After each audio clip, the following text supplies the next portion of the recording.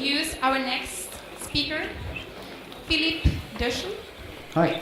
I spell your name right? Yeah. Great. Philipp Döschl from FDG Entertainment. And he will tell us a session about how to stay unique in the age of clones. Let's welcome him! Thank you. Hi, everybody. So let's talk about staying unique at the age of clones. First, let's see what's behind this bad C word that everybody uses, and well, so different and so many things inside it. We all know these two clones. Well, you have Dr. Evil and his mini-me. Can decide for yourself if it's a good clone or not, but he's a clone, and he's different than the original. So Wikipedia says a clone is a video game clone. A video game clone is either a video game or a series which is very similar to or heavily inspired by a previous popular game or series. The term is sometimes derogatory, implying a lack of originality. However, clones can be anything from a pure rip-off to a legitimate derivation or improvement on the original or even a homage. Whoa. Okay, so what the fuck? Are all games clones then? The answer is not that easy. So let's start with a short overview of the cloning history. We all know this game. It's Pong, and maybe you know it, maybe not, but it's a clone actually. It was released in 1972. Nolan Bushnell saw the game 5 or 6 years before in another company at Magnavox, and the game was technically totally different. And he decided to do a much more improved version of the game with scores and other features. And that's when Pong came. Another clone that's very popular, or another genre of clone, is first-person shooters. We all know Doom.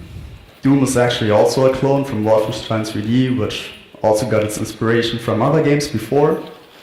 And in the 90s, first-person shooters were called Doom clones. And from these Doom clones, actually the first-person shooter genre came out. So actually Modern Warfare 4 and Doom 1 are linked together. Could even say that Modern Warfare is a very much improved clone of Doom 1. Another very popular clone of another game is Minecraft. It's no secret, you can read it on Notch's site and blog.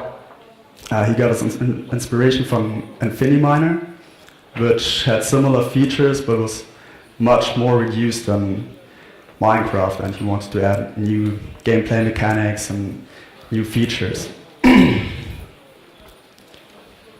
So basically we can identify 4 types of clones. First one, it's a rip-off. This here is cover orange, probably you're all familiar with it.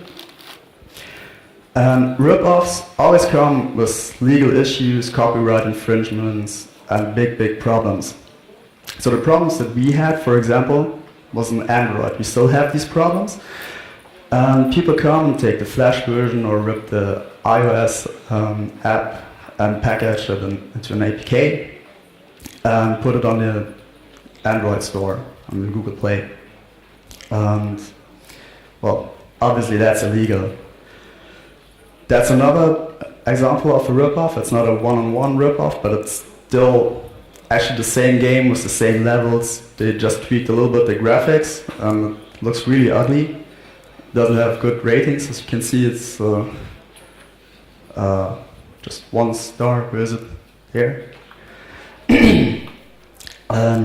Actually, those clones can also harm the original game's reputation.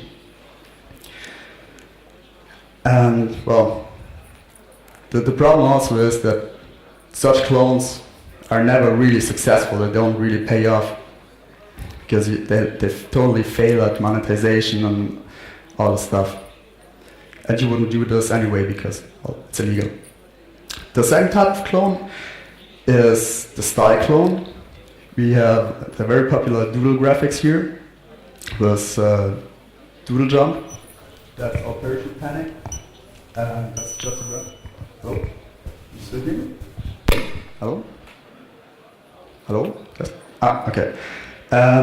That's Doodle Card, just a random doodle racer on the App Store. They all share the same style. Why? Because the doodle graphics are very popular. Same goes for all the block graphic clones that came out after Minecraft was so hugely successful. So here's Ace of Spades, but there are millions of other examples. For example, Terraria is also a good example that's very popular and a 2D clone of a 3D game. Then the third type of clones is a gameplay clone. Cannibal was one of the first endless runs, not the first one, but one of the first. And the genre got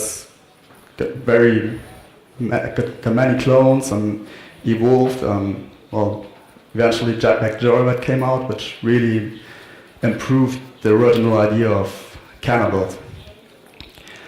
And the fourth type of clones is, I didn't find a better name yet, I call it pseudo game clones. It's, you have Modern Warfare here, Modern Warfare 4, and Gameloft's, how's it called? Modern Combat 4. You even mix up the names. If I would remove the labels below the pictures, probably you wouldn't recognize the game. So they really try to imitate the original game, but without doing any copyright infringements and all the stuff. So well, it's a little bit doubtful what they do here. So why shouldn't you clone excessively? As already mentioned, you risk big legal issues. There are many examples over the whole video game industry. There was also legal hassle with Pong between Atari and Magnavox. Then in the 80s there was Super Mario versus Giant Sister. Giant Sisters was a very popular jump and run game in the likes of Super Mario. Crazy Taxi versus Simpsons Road Rash in 2003 is also a very popular example. Actually it's a one-on-one clone, just with the Simpsons settings. Very recently there was a big fight between EA and Zynga that's still going on, because EA felt that the Will is totally ripping off Sims Social. Well, then nowadays you won't be able to be the only one to clone a certain game, because there are so many developers out there, and everybody thinks he's smart if he clones a popular game. So you're definitely not the only one who will clone the game. And also you're not original. And the problem is that if everybody would keep cloning games and doing the same stuff over and over again, well, people would lose interest in playing games, because it doesn't make sense to play the same game times and times and over again. And then there's also this thing, if you want to work with a publisher and you're gonna pitch your game to a publisher, if it's a game that's already live, that's already available, that's successful, and it's really the same game that's already available, well, the publisher won't take your game unless it has something really special or unique or something that makes it stick out from the mass. Also, you risk that people make fun of you. This is taken from the internet, from Tiny Tower versus Dream Heights. Well, Zynga actually copied the game, done by Nimblebits, and in this size you can tell the difference between both games. And this here is the Nimblebit version, and this is the Zynga version. So there's actually no difference in gameplay mechanics and looks and all the stuff. So why do people clone? Maybe you remember these two games. You have Fruit Ninja. And does anybody here remember Veggie Samurai? Hands up. No one? 1, 2, 3. Okay. And who remembers Fruit Ninja? Probably everybody. Yeah. So actually Veggie Samurai was pretty successful as well. It came out shortly after Fruit Ninja. And but nobody remembers it. So they did their quick money, but that's it. It's not a sustainable success. Another current example is one of the first game in this name or word guessing genre was What's the Word? And shortly after, 4 Pigs 1 Word came out, which was even more successful than the original game. So, a couple of reasons why people clone. Customers and players always go with something that they already know in some way. So if they know the look, or if they know the graphic style, and if they like it, they're very likely to buy another game in this type. So as long as games share something, then it's already a good start for getting engaged with your customer. Another reason is also the game is not available on the system, or people are demanding for it. We have this problem with Cover Orange. Cover Orange is not yet available on Google Play and on Android. That's the reason why, like, at least once a week there's a new Cover Orange clone popping up. Another example is Shadow Gun, I think it's called. It's like a Gears of War clone for mobile. And it's pretty successful as well, because people like Gears of War, they want to play it on the go. But there's no Gears of War mobile, so they take Shadowgun. And the same also applies to when a game is not localized into a certain language. For example, like 4 Pigs 1 Word and What's the Word? What's the Word was only available in English. And 4 Pigs 1 Words did a localization in Germany. And so in Germany, it immediately rose in the top 10. Another problem, or another reason why people go with cloning is if you're really original and want to do something that hasn't been there before, you may be too early in the market or also too late. Who knows? So it's a very big risk if you do something really original. And cloning also comes down to easy money, but as the example shows with Veggie Samurai, nobody will remember you. And it's also very hard to find new gameplay ideas, really totally new ideas that haven't been there before in some way. So it's much easier to clone. But if you clone in the right way, then it's more like an inspiration or maybe as a reference for development. And you could even say that cloning is essential to video games. It depends how you define cloning. If you say cloning is more like getting inspiration from another game and stuff like this. I'm not speaking of one-to-one rip-off here. These are 2 examples for unique games. XCOM Enemy Unknown, which was originally released in the 90s and got re-released on Xbox last year. It's a very, very cool game that mixes 2 genres. Actually, the turn-based strategy game and some base management and construction stuff. Very, very popular. People love it. And a very recent example of a great game that's pretty unique is The Room.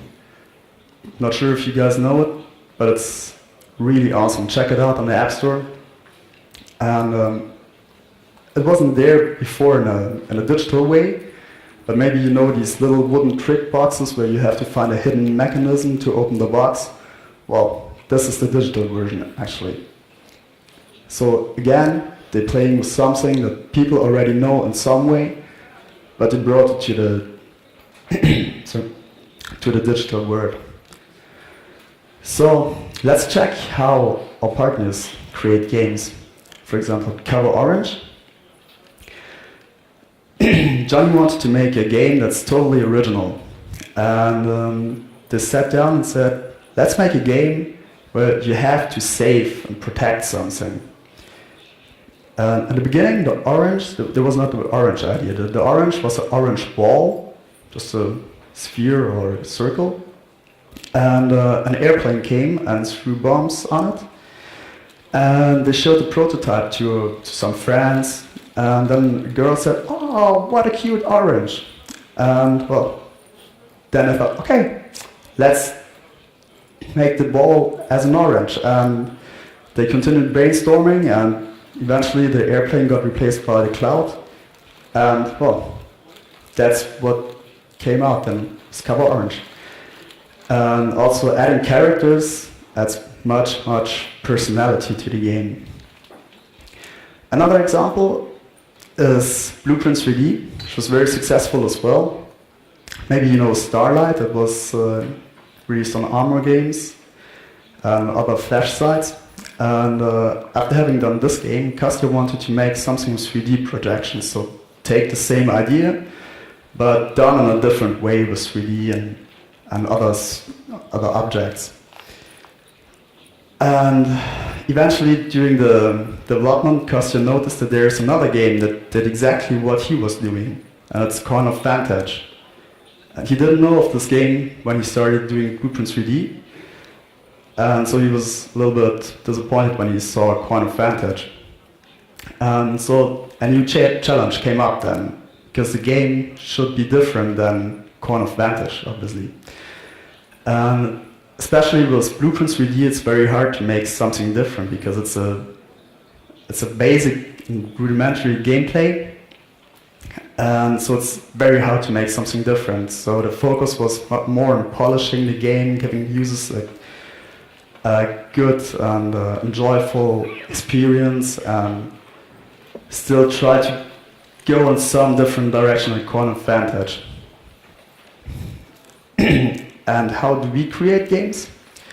Well, it totally depends on the game, but first there's always the idea, and it can come in any situation, any daily routine situation, from taking a shower to all this cliche stuff. Or, like Johnny as well, we sit down and say, okay, we need a game of this type. Then we start brainstorming, talk with lots of people, and once we have an idea that comes out, we start prototyping, tweak the prototype again, and try around as long as we can. And the most important thing is, during the game development, stay focused and never lose your USPs, so your unique selling point, out of sight, because that's what makes your game unique. If you haven't something unique, you have a clone and, well, same story as before. Probably you know BananaCon. The game is inspired by a couple of games from Donkey Kong Country, Sonic Hedgehog, Jetpack Joyride, Ski Safari, lots of other games, but it's not a one-on-one clone. It's endless runner genre, and there's a couple of nice features and mechanics that haven't been there before. So before we started making this game, we were thinking and brainstorming about the game for around 6 months, and tried lots of different ideas, and until we eventually came up with what BananaCon is now. And also our focus was that we wanted to make people comfortable immediately from the very first moment they start playing BananaCon. That was a big challenge to take some elements from other games, throw them together, but still stay unique. BananaCon, the character, is definitely a homage to Donkey Kong, a very popular character from Super NES. And this also helped the sales. It's not a copy. If you put Donkey Kong and BananaCon next to each other, well, you clearly see the difference. And we also added a couple of new gameplay elements to the genre, like dashing, swiping to change platforms. There's 3 different locations running in parallel. You can switch them with different gameplay mechanics, and it's all stuff that hasn't been there in such a way in this genre. So all this together makes the game unique. So let's check out the do's and don'ts for cloning and video game development. Obviously, I hope, do not steal assets or anything else that's protected by copyright law or whatever. I really hope that this is obviously. Don't try to imitate another game. You can take references or ideas from other games, but do not try to be somebody else. And one of the most important things, especially if you do something really unique, you have to really hit the right time in the market. If you miss your time to market, then no matter how good the game is, it will probably be a financial disaster. And so what should we do? Play lots of games. It's the best for getting ideas. You have to do research, as the example was Blueprint, 3D, and Kostya showed. Because if you're totally into development and forget the world around you, you may eventually notice that there's another game or a couple of games that are almost the same game as yours. So that's very important to do research. And if you find a game that's similar, play it as much as you can, analyze it, look what they do, check the user reviews, what the users say, what's good, what's bad, and so on. Also, you have to brainstorm a lot, especially in the beginning. It's more thinking than coding. And you have to find your USP, the thing that really makes you unique. And what's always helpful if you want to make a special game is mix genres. It's very popular right now, mixing social elements with known gameplay, and this always pays off. And if you absolutely want to make something, use something from another game, for example, like we did Doodle Jump with the Doodler, get in touch with the original developer, ask them if you can use it, and you can do some cross-promotion or whatever. So there are many ways to get known characters or stuff into your game. And you can also do it like Notch did. He came across Infiniminer, which was a raw gem. He identified the flaws of the game and tweaked them and added cool stuff, and eventually he had a winner. Okay, and so that's it. Thanks for listening, and thank you. Any questions?